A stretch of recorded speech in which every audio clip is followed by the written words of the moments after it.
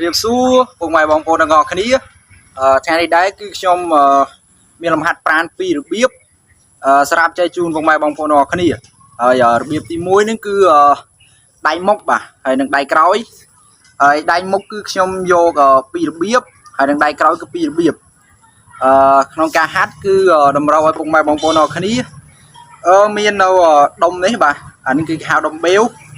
ប៉ុន្តែនឹងគឺខ្ញុំចាក់ដោយខ្លួនឯងទេពុកម៉ែបងប្អូនទាំងអស់គ្នាសម្រាប់ពុកម៉ែបងប្អូនអរគ្នាដែលចង់ចាក់ដុំនឹងគឺអាចចាក់ហាត់បានបាទហើយចំណាយថវិកាតិចតួចប៉ុន្តែអាចធ្វើបានក្នុងការហាត់គឺខ្ញុំយកជាចំនួនដៃមុខគឺខ្ញុំយកចំនួន15ហើយអញ្ចឹងគឺមួយខាងនេះគឺយក15ហើយមួយខាងទៀតគឺខ្ញុំយក15អញ្ចឹងគឺយកចំនួនគឺយកមិនគឺយកឲ្យស្មើគ្នាបាទអញ្ចឹងគឺសាច់ដុំរបស់យើងគឺនឹងស្មើគ្នាហើយបើយើងលើកឧទាហរណ៍យើងលើកគីឡូគាត់មួយខាងស្រាលមួយខាងហើយសាច់របស់យើងគឺវាអត់ស្មើគ្នាទេបាទហើយអញ្ចឹងគឺពុកម៉ែបងប្អូនអរគ្នាដែលហាត់គឺយកចំនួនក៏ដូចជាគីឡូគឺយកឲ្យស្មើគ្នាហើយសម្រាប់គីឡូនេះគឺខ្ញុំចាក់4គីឡូហើយខ្ញុំនឹងចាក់បន្តទៀតហើយសម្រាប់ពុកម៉ែបងប្អូនគ្នាដែលចង់ហាត់ដំបងអីគឺអាចយកគីឡូស្រាលបាទហើយនឹងគឺ4គីឡូខ្ញុំគិតថាគួរសមបាទហើយខ្ញុំនឹងចាក់5គីឡូ6គីឡូគឺចាក់មួយគូបាទប៉ុន្តែនឹងគឺចាក់បានតែមួយជំហៀងទេព្រោះទៅតែនឹងចាក់ដំបងបាទហើយអញ្ចឹងចូលដល់លំហាត់ប្រាណរបស់យើងហើយអញ្ចឹងទស្សនាទាំងអស់គ្នាបាទក្នុងការហាត់គឺពុកម៉ែបងប្អូនអរគ្នាដាក់កែងដៃគឺឲ្យត្រង់ចេះបាទគឺលើត្រង់nhưមកទៅសាច់ដុំរបស់យើងគឺត្រូវបាទ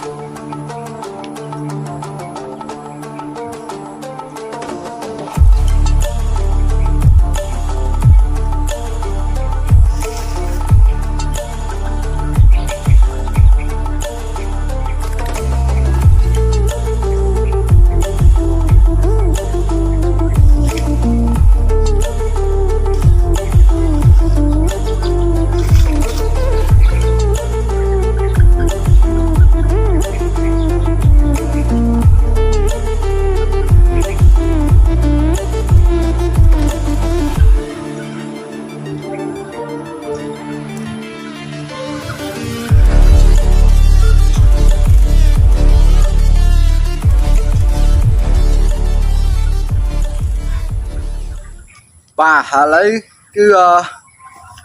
ចូលដល់របៀបទី2គឺ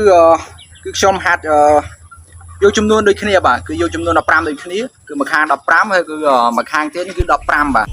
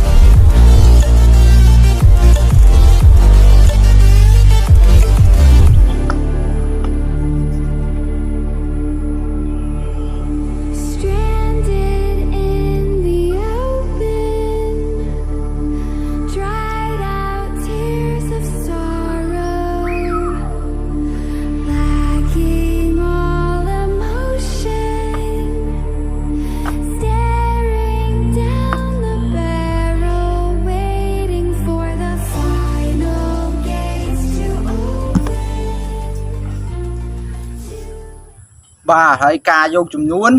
គឺស្រេចទៅលើពុកម៉ែបងប្អូនទាំងអស់គ្នាដែលហាត់ដំបងសម្រាប់ពុកម៉ែបងប្អូនទាំងអស់គ្នាដែលហាត់ដំបងគឺយកចំនួនអត់បានច្រើនគឺពុកម៉ែបងប្អូនទាំងអស់គ្នាយក10ក៏បាន11ក៏បានបាទសម្រាប់ទៅតាមកម្លាំងពុកម៉ែបងប្អូនទាំងអស់គ្នាហើយឥឡូវគឺចូលដល់ផ្នែកដៃក្រោយបាទហើយដៃក្រោយក៏មានពីររបៀបដូចគ្នាហើយអញ្ចឹងទស្សនាវីដេអូទាំងអស់គ្នាបាទ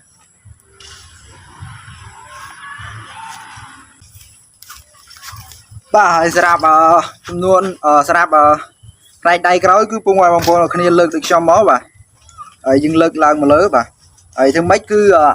កែងដៃគឺរៀងគៀកចូលក្នុងបាទ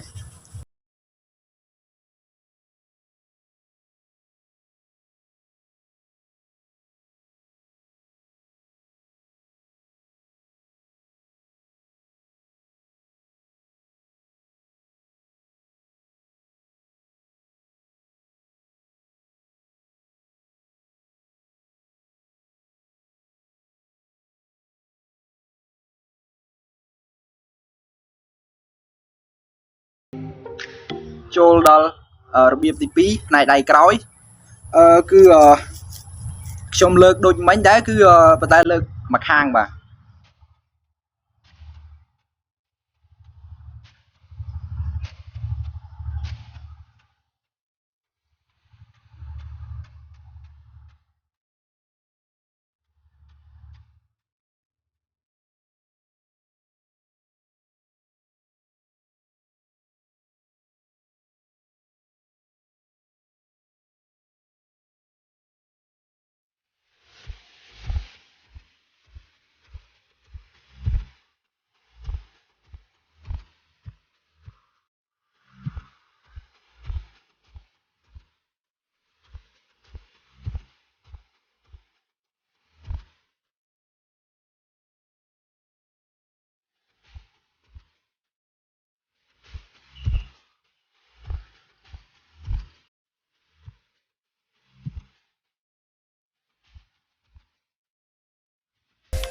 បាទពុកម៉ែបងប្អូនអរគ្នា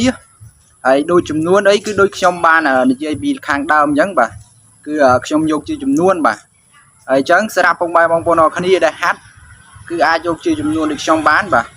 ហើយខ្ញុំអត់កំណត់ម៉ោងឬក៏កំណត់នាទីអីទេបាទអញ្ចឹងគឺលំហាត់ប្រាណថ្ងៃនេះគឺមានតែប៉ុណ្្នឹងឯងពុកម៉ែបងប្អូនអរគ្នាហើយស្គមថាពុកម៉ែបងប្អូនអរគ្នាហាត់ប្រាណគឺដើម្បីសុខភាពហើយក៏ដូចជារាងកាយរបស់យើងនឹងគឺមើលមួនបាទហើយបើមានចម្ងល់ឬក៏ចង់សួរជាសំណួរអីគឺអាចជាខមមិននៅក្នុងវីដេអូបានបាទហើយខ្ញុំនឹងរីករាយឆ្លើយទៅកាន់ពុកម៉ែបងប្អូនអរគ្នាហើយអញ្ចឹងវីដេអូថ្ងៃនេះគឺមានតែប៉ុណ្្នឹងឯងហើយចាំជួបគ្នានៅវីដេអូក្រោយៗទៀតបាទ